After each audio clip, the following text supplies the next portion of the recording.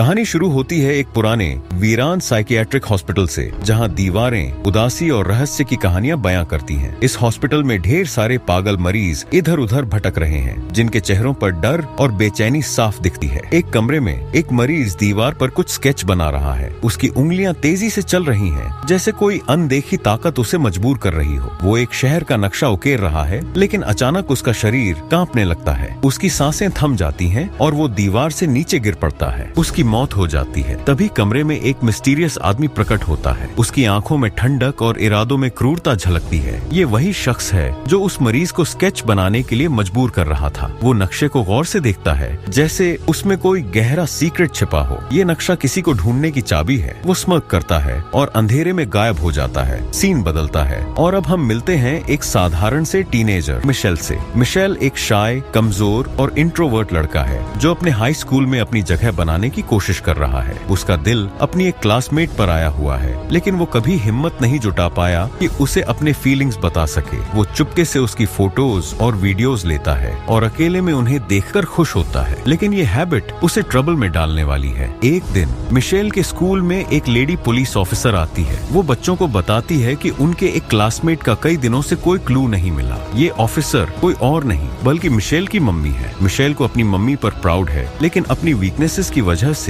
वो हमेशा खुद को कमतर फील करता है। उसी दिन क्लासरूम में बैठे बैठे मिशेल की नाक से खून बहने लगता है। वो फटाफट लैबोरेटरी की ओर दौड़ता है, लेकिन वहाँ भी स्कूल के कुछ बुलीज उसे तंग करने लगते हैं। मिशेल की डेलिकेट और शाय नेचर की वजह से वो इन बुलीज को जवाब नहीं दे पाता। वो मन ही मन सोचता है, काश मैं इनको एक दिन सबक सिखा पाऊं। मिशेल की लाइफ में एक स्पेशल दिन आता है। उसकी क्रश के घर एक हैलोवीन पार्टी होने वाली है। मिशेल के लिए ये मौका किसी ड्रीम से कम नहीं। वो एक्साइटमेंट में एक कॉस्ट्यूम शॉप जाता है, जहां उसे एक छोटा सा बच्चा एक सुपर हीरो कॉस्ट्यूम दिखाता है। बच्चा कहता है, ये कॉस्ट्यूम मिस्टिकल है, इसे पहनने से तू सिर्फ कूल ही नहीं लगेगा बल्कि सुपर पावर्स भी मिलेंगे। मिशेल हंसकर इसे जोक समझता है और कॉस्ट्यूम लेकर घर लौट आता है। घर पहुंचकर वो थोड़ा डल हो जाता है। उसे लगता है कि पार्टी में बाकी बच्चे अवसोम कॉस्ट्यूम पहनेंगे और उसका ये कॉस्ट्यूम फीका पड़ जाएगा। उसकी मम्मी, जो उसे बहुत प्यार करती है, उसे समझाती है, बेटा तू जैसा है वैसा ही परफेक्ट है, किसी की कॉपी मत कर वरना तेरी अपनी क्वालिटीज दब जाएंगी। मिशेल की मम्मी अकेले ही उसे पाल रही है, क्योंकि मिशेल के पापा की डेथ हो चुकी है। मिशेल अक्सर सोचता है कि अगर उसके पापा अलाइव होते तो शायद वो बुलीज को लेसन सिखा देते। रात होती है और मिशेल पार्टी के लिए रेडी होकर निकल पड़ता है, लेकिन पार्टी में उसका वेलकम इंसल्ट से होता है। कुछ बच्चे उसका मजाक उड़ाते हैं और खुलासा करते हैं कि मिशेल अपनी क्रश की चुपके से फोटोज और वीडियोस लेता है। वो सारी फोटोज और वीडियोस को पार्टी में प्रोजेक्टर पर चला देते हैं।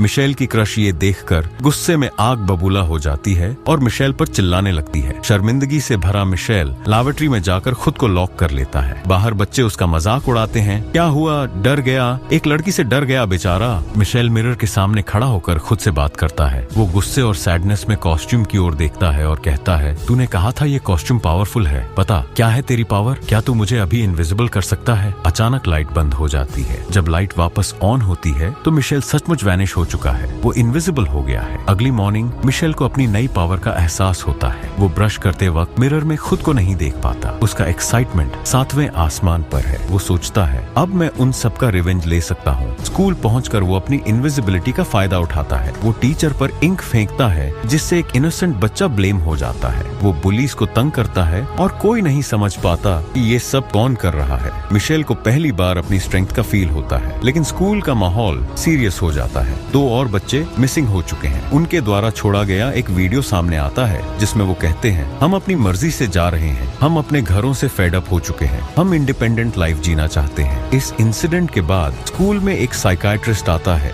जो बच्चों को समझाता है कि पेरेंट्स का इम्पोर्टेंस क्या है। मिशेल को अचानक लगता है कि वो फिर से इनविजिबल होने वाला है। वो पैनिक में वहाँ से भाग जाता है। उसकी छोटी सिस्टर ये सब देख लेती है और कहती है, भैया तू सुपर हीरो है। मिशेल उसे चुप कराता है और कहता है, ये बात किसी को मत बता, इस कॉस्ट्यूम में कुछ तो मिस्ट्री है। एक दिन मिशेल इनविजिबल होकर अपनी मम्मी के पास बैठता है। उसकी मम्मी फोन पर किसी से बात कर रही है। मिशेल को पता चलता है कि वो उनकी रियल मम्मी नहीं है, वो अडॉप्टेड है। ये सुनकर उसका दिल टूट जाता है। वो एंगर और सैडनेस में घर से भाग जाता है। उसकी मम्मी को फील होता है कि कोई उनके पास से गुजरा है, लेकिन वो समझ नहीं पाती कि ये मिशेल था। मिशेल सैड मन से एक पार्क में झूला झूल रहा होता है। एक लड़की जो उसकी फ्रेंड बन चुकी है, खाली झूले को हिलते देखकर समझ जाती है कि मिशेल वहाँ है। दोनों बातें करने लगते हैं और मिशेल उसे अपनी ट्रूथ बताने का डिसाइड करता है, लेकिन इससे पहले कि वो कुछ कह पाए, एक मिस्टीरियस आदमी उस लड़की को किडनैप कर लेता है। मिशेल उसे सेव करने की कोशिश करता है लेकिन फेल हो जाता है। लड़की को एक वियर्ड जगह ले जाया जाता है जहाँ कुछ लोग उसका मेडिकल चेकअप करते हैं। वो ये कंफर्म करने की कोशिश कर रहे हैं कि क्या वो वही इनविजिबल बच्चा है। जब उन्हें यकीन हो जाता है कि वो नहीं है तो वो उसे 2 अन्य बच्चों के पास छोड़ देते हैं जो पहले से वहाँ ट्रैप्ड हैं।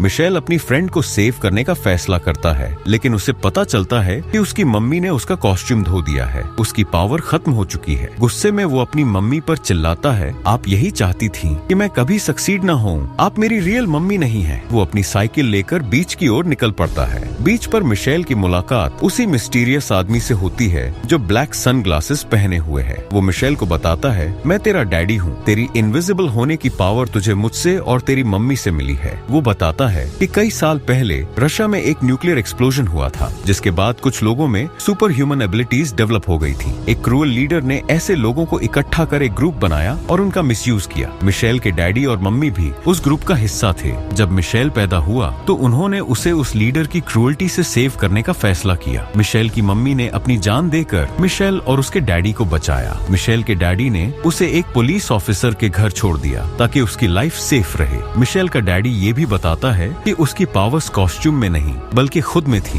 वो कहता है, तेरी मम्मी अभी भी अलाइव हो सकती है, वो भी इनविजिबल होकर कहीं छिपी है। मिशेल अपनी फॉस्टर मम्मी से सॉरी बोलता है और दोनों हैप्पी होकर घर लौटते हैं। लेकिन स्टोरी यहीं एंड नहीं होती। मिशेल की फ्रेंड जो किडनैप हुई थी एक शिप में कैद है। वो एक अल्ट्रा ब्राइट फ्लैशलाइट जलाकर मिशेल को सिग्नल देती है। मिशेल अपनी पावर यूज कर शिप पर पहुंचता है और वहां मौजूद गूंस को हरा देता है, लेकिन उसकी फ्रेंड अचानक उस पर गन तान देती है। मिशेल समझ जाता है कि वो किसी के कंट्रोल में है। वो पता लगाता है कि एक पैरालाइज्ड बूढ़ा आदमी जो लोगों को टच करके कंट्रोल कर सकता है इसके पीछे है। उसने साइकाइट्रिस्ट और मिशेल की फ्रेंड को अपने वश में कर लिया है। ये बूढ़ा आदमी मिशेल को एक सबमरीन में ले जाकर दूसरे कंट्री ले जाना चाहता है, लेकिन मिशेल अपनी पावर का स्मार्टली यूज करता है। वो बूढ़े को एक रूम में लॉक कर देता है और अपनी फ्रेंड को सेव कर लेता है। बाहर निकलते ही वो अपनी पावर यूज कर लोगों के सामने इनविजिबल हो जाता है। मिशेल का डैडी उसे समझाता है, बेटा अपनी पावर्स को दुनिया से हाइड कर, एक नॉर्मल इंसान की तरह जी ताकि तेरी लाइफ इजी रहे। वो लोगों की मेमोरी इरेज कर देता है ताकि उन्हें मिशेल की पावर्स का पता न चले। लोग समझते हैं कि मिशेल की फॉस्टर मम्मी जो एक पुलिस ऑफिसर है ने सभी बच्चों को सेव किया। लोग उसकी तारीफ करते हैं। अगले दिन मिशेल स्कूल जाता है। बुलीज उसे फिर तंग करने की कोशिश करते हैं, लेकिन इस बार मिशेल करेज दिखाता है। वो कहता है, मुझे तंग करना बंद करो वरना ठीक नहीं होगा। बच्चे उसकी हिम्मत देखकर शॉक रह जाते हैं। मूवी का एंड एक शॉकिंग रिवलेशन के साथ होता है। पता चलता है कि मिशेल की बायोलॉजिकल मम्मी और उसकी छोटी सिस्टर अभी भी अलाइव हैं। मिशेल के डैडी ने उन्हें डिफरेंट जगहों पर छिपाया था ताकि वो सेफ रहें।